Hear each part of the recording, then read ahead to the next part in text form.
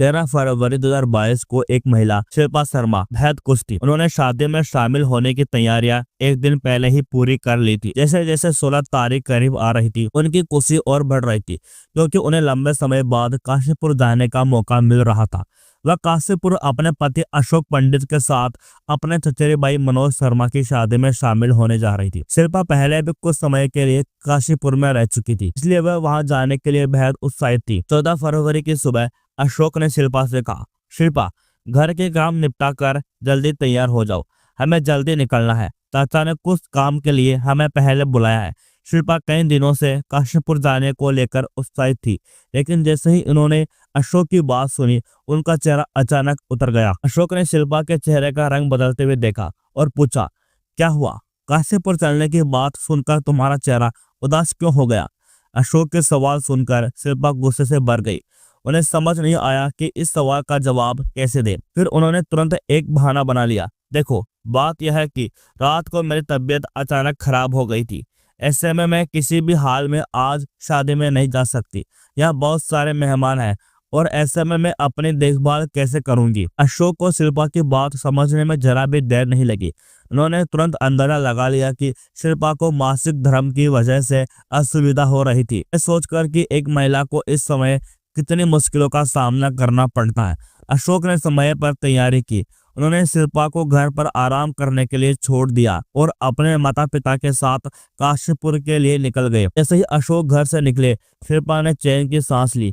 ऐसा लगा जैसे उनके सिर से कोई बोझ उतर गया हो। उन्होंने तुरंत अपने बाकी बचे काम निपटाने शुरू किए। अगले दिन दोपहर में शिल्पा अपने भाई विशाल के साथ काशीपुर पहुंच गई। काशीपुर पहुंचते ही शिल्पा बेहद खुश थी, क्योंकि वहां बहुत सारे मेहमान आए हुए थे। क्योंकि यह शादी का घर था, दिन कैसे बीता उन्हें पता नहीं चला। अगले दिन यानी 16 फरवरी 2020 की दोपहर से बारात की तैयारियां शुरू हो गई। शिल्पा भी पूरी तरह से तैयार थी। तैयार होने के बाद उन्होंने अलग अलग एंगल से सेल्फी ली और उनमें से कुछ चुनकर अपनी एक दोस्त अनामिका को भेजी।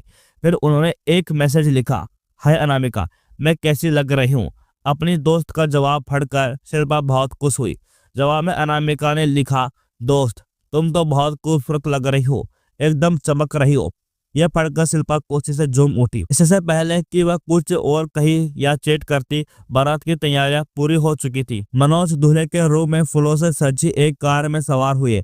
उनके पिता बदन एक अलग कार में बैठ गए। अशोक पंडित अपने चाचा के साथ एक ही कार में किच्चा जाने के लिए सवार हुए। बारात काशीपुर से निकलकर समय पर उधम सिंह नगर के किच्चा कस्बे में स्थित महाराजा अग्रसेन मैरिज हॉल पहुंच गई। वहां पहुंचते ही बारात के सदस्यों ने नाश्ता किया। जैसे ही नाश्ता खत्म हुआ, बारात आगे बढ़ने लगी। बारात निकलने से पहले अशोक पंडित ने अपने कुछ दोस्तों के साथ शराब पी ली, ताकि वह बारात में जमकर नाच सके। बीच रात के करीब 10:30 बजे एक युवक ने अशोक पंडित को इशारा किया। उस इशारे पर अशोक पंडित बारात छोड़कर उस युवक के साथ चला गया। किसी को पता नहीं था कि वह युवक कौन था, तो उसे अपनी बाइक पर लेकर चला गया। बारात आगे बढ़ी, लेकिन अशोक कहीं नजर नहीं आया। फिर उसके छोटे भाई सुनील ने उसे ढूंढने की कोशिश की, लेकिन वह कहीं नहीं मिला। सुनील ने यह बात अपने चाचा बुधन सिंह को भी बताई, लेकिन बुधन सिंह के ऊपर पूरी बारात की देखभाल की जिम्मेदारी थी, इसलिए वह बारात छोड़कर जाने की स्थिति में नहीं थे। बारात पूरी होने के बाद शादी के बाकी रस्में भी पूरी कर ली गई, लेकिन अशोक का कोई अता पता नहीं चला। परिवार के लोगों ने सोचा कि शायद नशे में होने के कारण अशोक काशीपुर चला गया होगा। गुरुवार की सुबह बारात काशीपुर लौटने के लिए निकल पड़ी। काशीपुर पहुंचने के बाद पता चला कि अशोक पंडित रात में घर नहीं पहुंचा था। यह खबर सुनते ही परिवार वाले परेशान हो गए। शादी में आए सभी लोग भी चिंतित हो गए। हर किसी के मन में सवाल था कि अशोक रात में अचानक कहां गायब हो गया। अशोक की अचानक गुमशुदगी की खबर से शिल्पा शर्मा पूरी तरह से टूट गई। वह लगातार रो रही थी। शादी में आए हर व्यक्ति ने उन्हें सांत्वना देने की कोशिश की। लोग समझाने लगे कि परेशान मत हो, अशोक किसी दोस्त के साथ गया होगा और जल्द ही वापस आ जाएगा। लेकिन शिल्पा किसी की बात सुनने को तैयार नहीं थी। उसी दिन सुबह करीब 8 बजे पुलबट्टा थाने के प्रभारी राजेश पांडे को सूचना मिली कि एक व्यक्ति का खून से लथपथ शव बस के पास सड़क पर पड़ा है। सूचना मिलते ही थाना अध्यक्ष राजेश पांडे अन्य पुलिसकर्मियों के साथ घटनास्थल पर पहुंचे। शव बराज से करीब 1.5 किलोमीटर दूरी सीमा हाईवे के किनारे पड़ा था। पुलिस ने घटनास्थल पर पहुंचकर आसपास के इलाके की जांच की। आरोपियों ने मृतक के सिर, गर्दन और पेट पर कई बार चाकू से वार किए थे। मृतक का शव पूरी तरह से खून से सना हुआ था, लेकिन घटना स्थल पर खून का कोई निशान नहीं था। इससे स्पष्ट हुआ कि युवक की हत्या किसी और स्थान पर की गई थी और बाद में उसका शव यहाँ लाकर फेंका गया। शव के पास एक बैग मिला जिसमें कुछ कपड़े और 3 शराब की बोतलें थी। हालांकि मृतक के पास कोई मोबाइल फोन नहीं मिला। पुलिस ने मौके पर मौजूद लोगों से मृतक की पहचान कराने की कोशिश की, लेकिन पहचान न हो पाने की वजह से शव को पुलबट्टा थाना क्षेत्र के शव घरे में रखवा दिया गया। शव मिलने की खबर धीरे धीरे इलाके में फैलने लगी।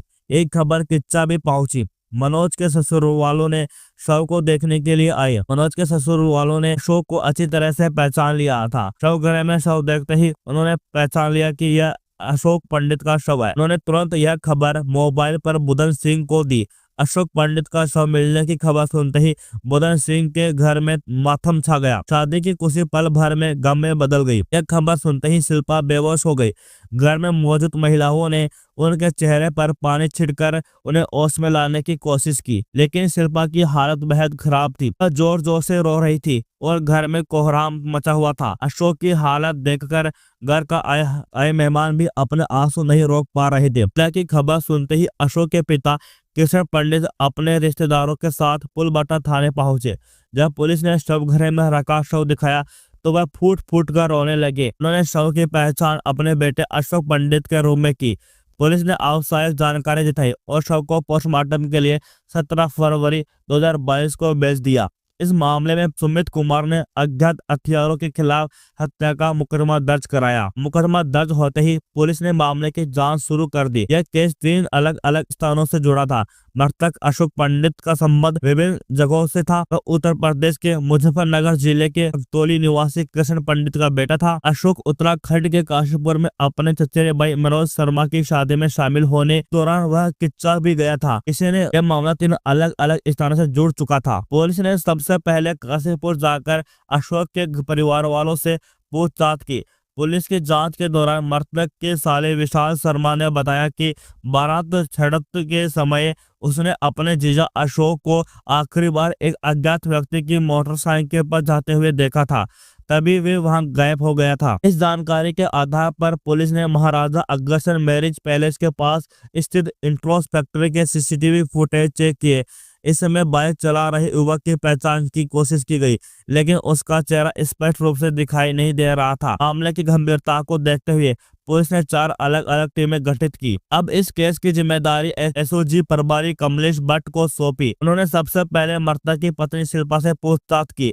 पूछताछ के दौरान शिल्पा ने बताया कि वह काशीपुर अपने पति के एक दिन बाद पहुंची थी।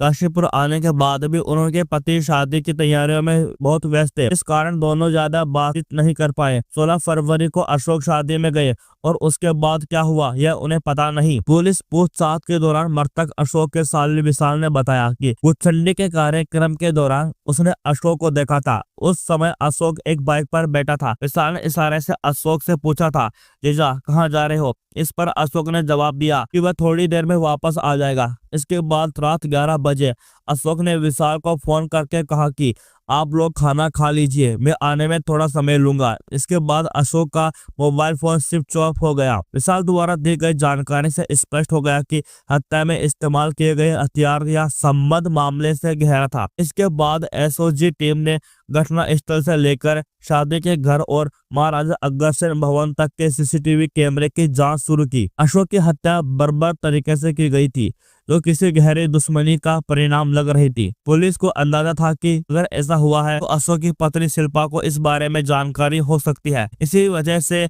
पुलिस ने शिल्पा से हर पहलू पर घंटों तक पूछताछ की और उसका मोबाइल भी चेक किया।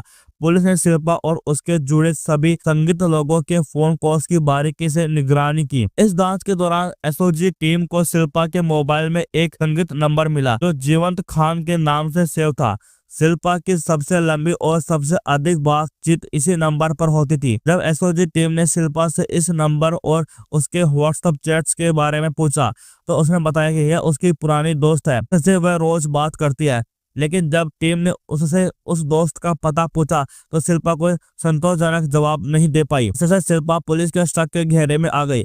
एसओजी टीम को लगने लगा कि वे अपने जांच में सफलता के करीब है। पुलिस के सामने शिल्पा का चेहरा पीला पड़ गया। जब पुलिस ने उससे सख्ती से पूछताछ की तो वह ज्यादा देर तक पुलिस के सामने टिक नहीं पाई। आखिरकार शिल्पा ने टूटकर यह स्वीकार कर लिया कि उसने अपने प्रेमी अमित अग्निहोत्री और उसके दोस्त अंकित तिवारी के साथ मिलकर अपने पति अशोक की हत्या करवाई थी। पुलिस को दिए गए बयान में शिल्पा ने बताया कि वह पिछले 3 साल से अमित के साथ प्रेम संबंध में थी। इस जानकारी के बाद 19 फरवरी 2022 को एसओजी टीम ने आरोपी को पकड़ने की कार्रवाई शुरू की। मुखबिर की सूचना पर पुलिस टीम ने पुलबट्टा सीमा के पास से अमित अग्निहोत्री और अंकित त्रिपाठी दोनों आरोपियों को गिरफ्तार कर लिया। गिरफ्तारी के बाद तीनों आरोपियों से पूछताछ के दौरान एक चौंकाने वाली कहानी सामने आई।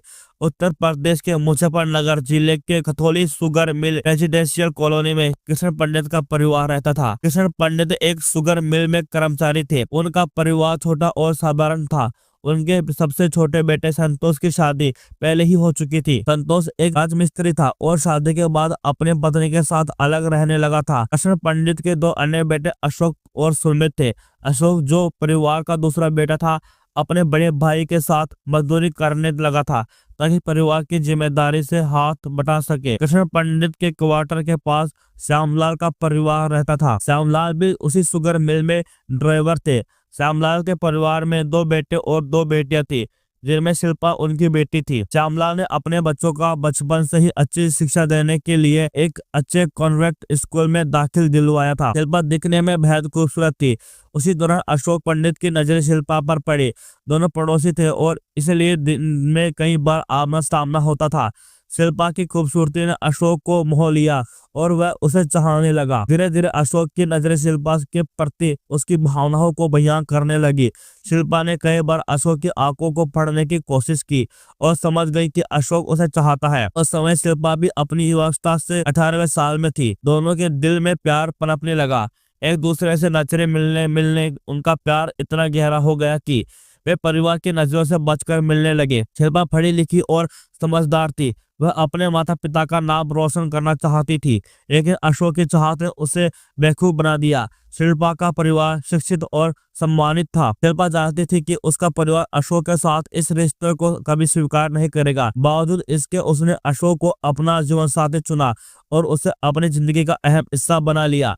शिल्पा ने अशोक को भरोसा दिलाया कि चाहे उसकी जिंदगी में कितने भी तूफान आए, वह कभी उसका साथ नहीं छोड़ेगी। कुछ समय तक शिल्पा और अशोक ने अपने परिवारों की नजरों से बचकर छुप छुप कर मिलने का सिलसिला जारी रखा। वे जैसे तैसे अपने प्यार की हकीकत को छुपाए रखने में सफल रहे, लेकिन एक दिन उनकी सच्चाई सामने आ गई। इसके बाद दोनों परिवार के बीच विवाद खड़ा हो गया। यह विवाद इतना बड़ा कि उनके मिलने जुलने पर सख्त पाबंदियां लगा दी गई। परिस्थितियों के बावजूद शिल्पा और अशोक ने हार नहीं मानी। उन्होंने परिवार को धोखा देकर घर छोड़ने का फैसला कर लिया। 2013 में दोनों ने घर से भागकर मंदिर में शादी कर ली और फिर एक किराए के मकान में अपनी नई जिंदगी की शुरुआत की। शादी तक शिल्पा ने अपनी पढ़ाई पूरी कर ली थी। हालांकि अशोक ने शादी के बाद भी अपने परिवार के साथ संबंध बनाए रखा, लेकिन शिल्पा का परिवार उससे पूरी तरह कट चुका था। शिल्पा कई बार अशोक के साथ गांव गई, लेकिन उसके परिवार ने उसे अपनाने से इनकार कर दिया। अपनी पढ़ाई पूरी करने के बाद शिल्पा ने मेरठ एक प्राइवेट कॉलेज में एनएन नर्सिंग का कोर्स किया। उसने यह कोर्स सफलतापूर्वक पूरा भी कर लिया। शिल्पा को उम्मीद थी कि नर्स के रूम में नौकरी करके वह अपनी आजीविका कमा सकेगी। शिल्पा को यह भी भरोसा था कि शादी के कुछ समय बाद उसके परिवार वाले उसे स्वीकार कर लेंगे, लेकिन ऐसा नहीं हुआ। उसकी यह उम्मीद चकनाचूर हो गई। सपने टूटने लगे। अशोक की सीमित कमाई ने उसकी आर्थिक स्थिति को और खराब कर दिया। शिल्पा ने कभी डॉक्टर बनने का सपना देखा था, लेकिन प्रेम की धारा में बहते हुए उसने वह रास्ता छोड़ दिया। शादी के बाद शिल्पा का बहुत से उसे अंधकारमय लगने लगा। उसका आत्मविश्वास डगमगा गया और उसे महसूस होने लगा कि उसका जीवन जिन्हें उसे प्यार के लिए चुना था वह एक बड़ी भूल बन चुकी है। कुछ समय बाद अशोक ने शिल्पा को अपने चाचा बुधान सिंह के घर काशीपुर ले जाकर वह बसने का फैसला किया। काशीपुर जाने के बाद अशोक ने मिस्त्री का काम शुरू कर दिया, जिसे शिल्पा बिल्कुल पसंद नहीं करती थी। अशोक उसी घर में रहता था जहां वह पहले किराए पर रहा करता था। वह अमित नाम का एक व्यक्ति जो संजीव लीला का निवासी था, अक्सर अपने चाचा संजीव के पास आता था। अमित शिक्षित था और टाटा मोटर्स में काम करता था, लेकिन लगभग 2 साल पहले किसी कारणवश उसने नौकरी से हाथ धोना पड़ा। इसके बाद वह महू अखेड़ा गया, जहां उसने एक प्राइवेट कंपनी में काम करना शुरू कर दिया और जगतपुर गांव में एक कमरा भी ले लिया। जब भी अमित अपने चाचा के घर आता तो वह कई दिनों तक वहीं रहता और अपनी ड्यूटी करता। यहीं पर उसकी मुलाकात शिल्पा से हुई। अशोक सुबह जल्दी काम पर निकल जाता था और फिर शिल्पा अकेले कमरे में रहती थी।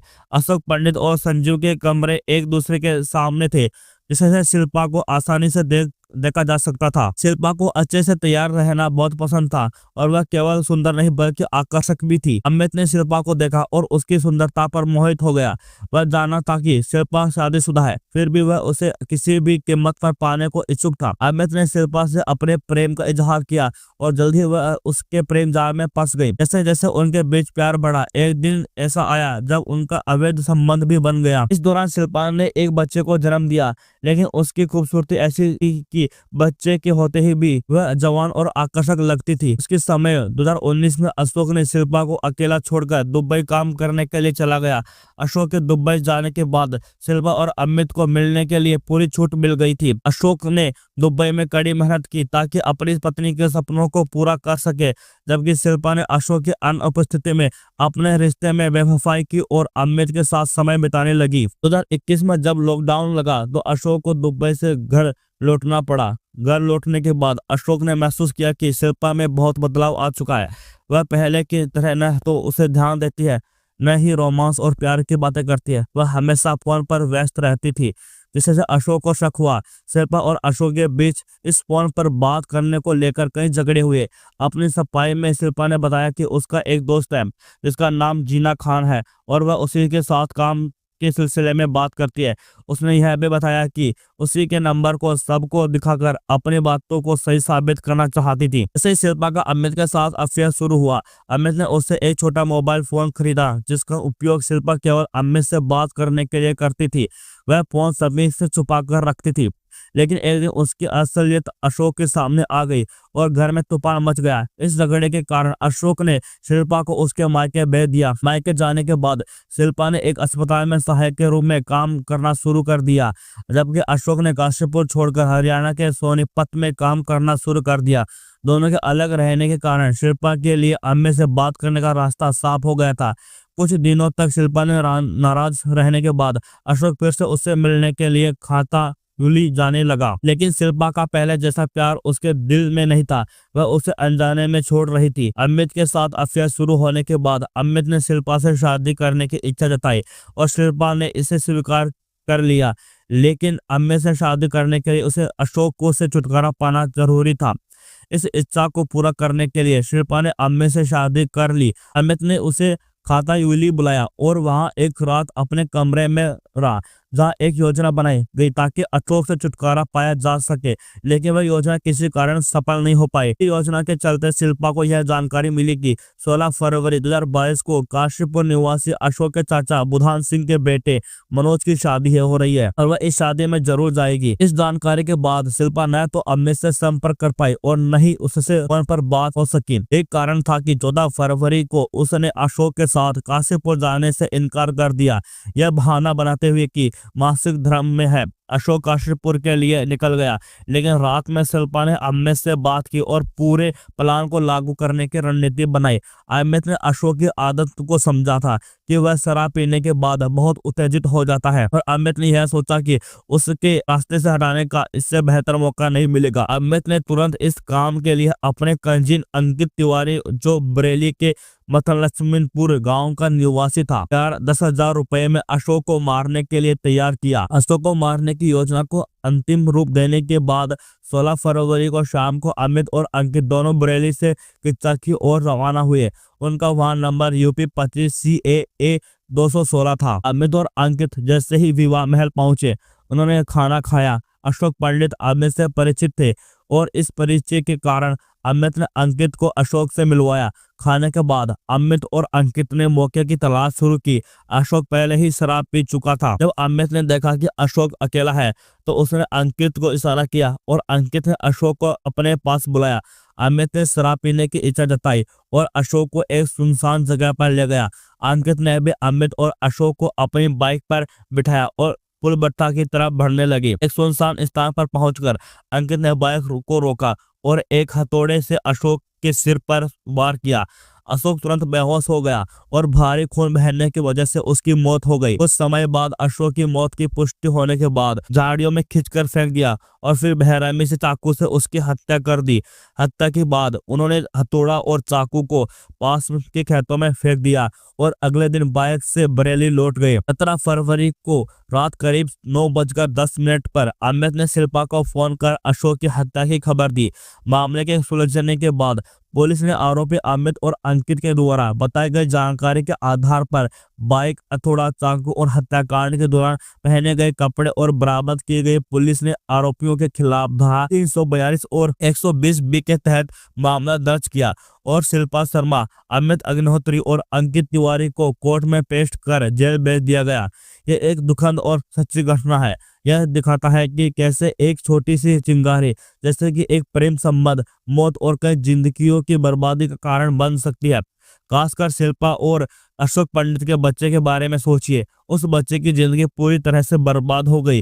पिता अब नहीं रहे और मां जेल में है। यह एक ऐसी दुखद सच्चाई है जिसे हम अक्सर अपराधों की कहानियों में देखते हैं, जहां लोग प्यार में हत्या को तर्कपूर्ण तरीके से अलग होने के बजाय चुनते हैं। यह सवाल उठता है कि लोग तलाक के कानूनी तरीके से रिश्ते खत्म करने की बजाय हत्या की ओर क्यों बढ़ जाते हैं। यह दुखद कहानी शांति से विवादों में सुलझाने और आग्रहपूर्ण कार्यों में परिणाम को समझाने को महत्व बताती है।